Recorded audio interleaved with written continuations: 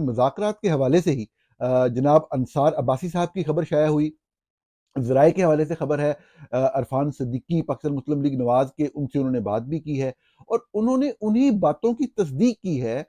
جو کل کے ویلاگ میں آپ کے ساتھ بہت ڈیٹیل میں شیئر کیا کہ اسٹیبلشمنٹ کیا آفر کر رہی ہے، موجودہ سیولین سیٹ اپ کے اندر جو حکومت کے لوگ ہیں، جو پولیٹیکل لوگ ہیں، یہ کیا چاہتے ہیں۔ تو میں نے آپ کو عرض کیا تھا کہ صاف ظاہر ہے کہ یہ تجویز کہ بنی گالہ منتقل کر دیا جائے یہ حکومت کی طرف سے گئی ہے، اور آپ نے دیکھا ہوگا کہ حکومت کے لوگ اس بات سے انکار کر رہے تھے، اور چند آئی ایس آئی کا پروپیگنڈا پھیلانے والے اینکرز اور ویلاگرز جو ہیں اس پروپیگنڈا کو پھیلا رہے تھے کہ جی یہ تو آفر ہی نہیں کی گئی ہے